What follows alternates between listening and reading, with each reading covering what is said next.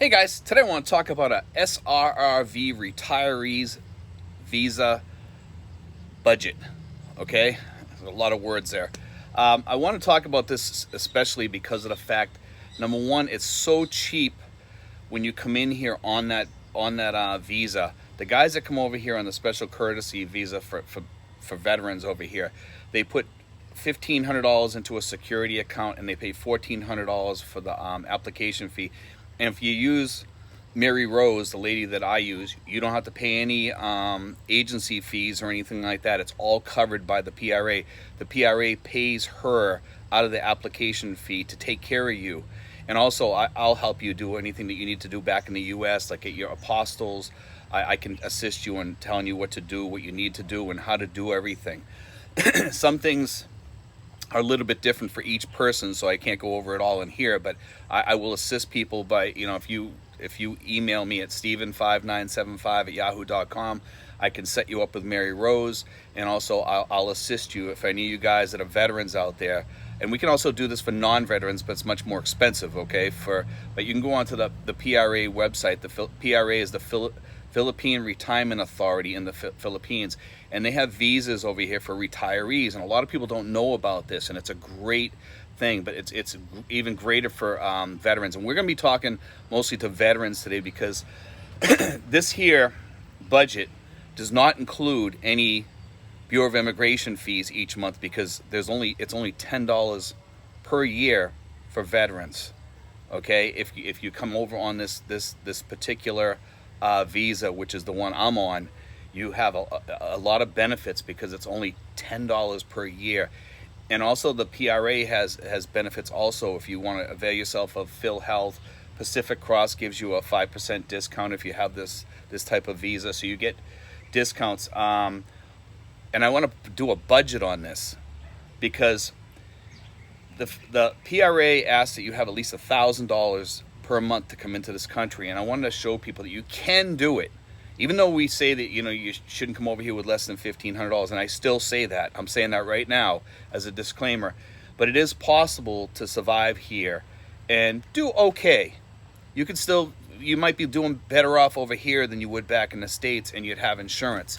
And what I want to talk about is I want to break down a budget that I wrote down here, because this is a great budget for guys coming over here. And for a single person, this works. If you're not single but you have a girlfriend that does work, it'll still work, okay? If you have a girlfriend and she doesn't work, then you might want to have a little bit more than $1,000 per month. I would say probably $1,200 to $1,500 a month is probably still survivable. I would recommend probably $1,500 to be on the safe side, and get her some insurance too. And where she's younger, your insurance is going to be a little bit less. I would say $1,500 at a minimum. Okay, that's what I would recommend if you're going to have a girlfriend over here. And guys, if you're going to get insurance for yourself, at least get it for your girlfriend too. I get Phil Health for my girlfriend. She does not like me to spend on her. I wanted to do Pacific Cross on her also, so she would be fully covered. God forbid she gets sick and she gets admitted to a hospital. I don't have to pay the other 2/3 of the bill or whatever. But all right, we're going to get into this budget now. Now this budget, I wrote it down, and I put down $100 for rent. And rent would be like one of these places in the background here. I put down $100 for rent. That place would probably have air conditioning in it for $100. It might even be furnished. If it's in this area, you can get some furnished apartments for about $100, $120. I recommend that you have a $10,000 startup. Okay, so you can put all the stuff in yourself and get a long-term lease to stay there. Try to lock yourself into one of these apartments here that, I'm doing the door here, and I'm still working on that. I'm getting this place fixed up for Justin. And for $100, $60 actually, you can get this place here with a bedroom. It's a 1-bedroom, put an AC in there.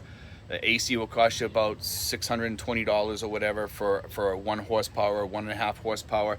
Throw that in there, you're all set to roll as far as AC. Seal up the doors, put new paint in there, change the toilet, do all that stuff. I say $10,000 for a startup. You'll probably have a lot left over, believe it or not, but you need to buy some furniture, a refrigerator, a bed, a mattress. You might want to put some pictures up on the wall. Maybe you might want to put a cabana outside. Cabana's only like about $450. If your landlord will let you. You might want to get a nice kitchen table. some fans for the house, some linens for your bed, things like that, place to store your clothes or whatever. That's why I say $10,000 startup.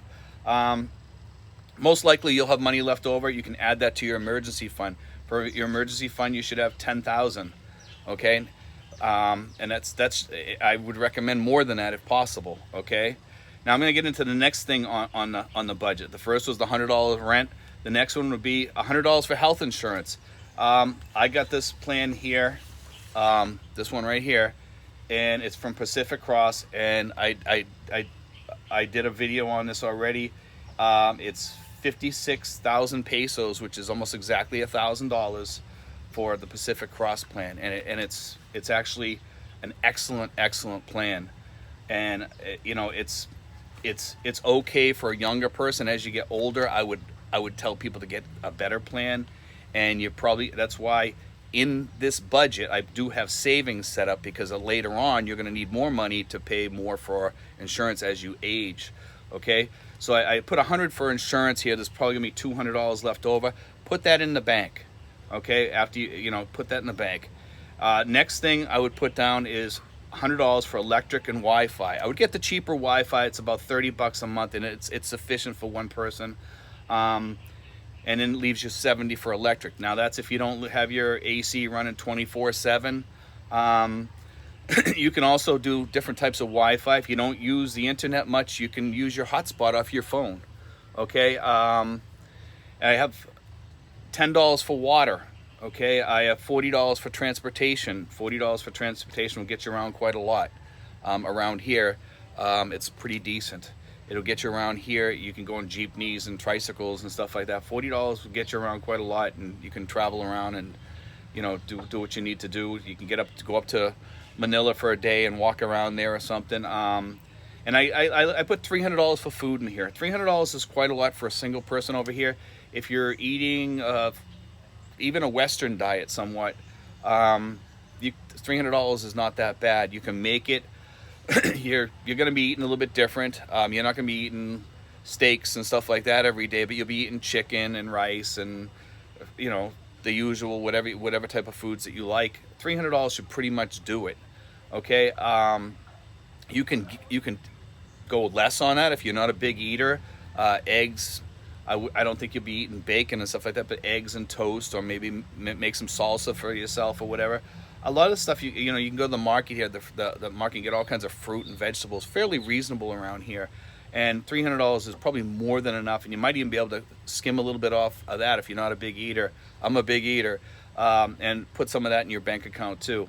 Now I put down $100 for miscellaneous. Okay, and you can cut back on some of these things like the Wi-Fi or the electric if you don't need AC and stuff like that much. And you can do a lot more with your money. You might even be able to save to do a little bit of a getaway each year or something like that. But I put down $100 miscellaneous. I put that down for doctors, fees in case you get sick, you get a cold, prescriptions, maybe going out to McDonald's or going out to a restaurant once in a while, Chili's, TGI Fridays, or some all-you-can-eat restaurant or whatever. I put that down there. And then I put $250 for savings. Okay, and the reason why I always put that in there, I put savings in there, and some people say, well, that shouldn't be part of your budget. Well, I say yes, it should be. I put that in there for a reason, because that $250 you should be saving for when you turn to like 70 years old or 68, when your insurance starts going up and you got to start paying more. And also, you just need it. You need to build on your emergency fund and keep that growing all the time. And some of you are going to say, well, I don't need to save that $250 because I have a $50,000 emergency fund. No, you should, because something could come up. You always have something come up during the year. Maybe you want to help somebody out or something like that. But I would keep that savings sacred. I would keep it sacred because of the fact that if you have an emergency, you can always go back to that. And that way you're not digging too much into your emergency fund. You have that. And then you still have money for when you get older and in your 70s and you start paying more. You always have to have a safety net. A lot of guys say, well, I don't care if I die. If I die, I die. And also, you guys, you make sure you have some sort of life insurance coverage too, and you can take that out of the miscellaneous or the savings. It shouldn't cost you that much for a $10,000 policy just to get you buried or whatever. You should at least think of that. Okay, you should at least think of your loved ones or whatever to bury you. If you're a loner and you live alone, make sure you have somebody around and you take care of them legally. Make sure they're an executor to your will, and so they can take care of any of your furniture and bury you, because otherwise nobody can bury you if they don't have that right. It has to be in writing that, you know, they're the person that's going to take care of your body or whatever. Please, please, please, if there's one thing that you do in the Philippines, make sure you do that. But anyway, guys, I want to talk about that because it's so important. But for you guys out there that think you can live on $1,000 and come over here with the Bureau of Immigration fees, and then every 3 years you got to travel out of here someplace and come back and stuff like that, it gets costly, and then you have to be going to the BI, you have to pay those fees. I implore you that if you're one of those people and you have an honorable discharge and you're a veteran, to go the SRRV route and get the visa through the Philippine Retirement Authority. If you need help doing that, it's the SRRV retirement visa. It certainly has some benefits too. A lot of people don't know about those benefits. You can go up to the PRA and you can ask them about the different benefits that they have. There's not a lot of benefits, but there are some benefits. But the biggest benefit is you never have to leave the country. I've been here now over 4 years straight, never left, and I don't really have any intentions on leaving. I plan on dying here. I might go home once, maybe in the next 4 to 10 years or something like that. I might go home once and see my sister or what have you, and see some relatives and go home for a while. But other than that, I have no intentions on really going home. My life is here now. My family is here, and I'm happy being here. Most people that come here, they come here to stay, and they make a life here, and they hack out a new life. And I have a wonderful family and wonderful kids, and you can have the same dream for you too. And when you hack out your life over here, it can be a wonderful life for you. And I feel blessed living over here, having what I have, and it's a great thing having that over here. But anyway, guys, God bless. Take care. I hope you enjoyed today's show. And, you can write down that budget if you want, and you'll be fine with that, guys. God bless. Take care.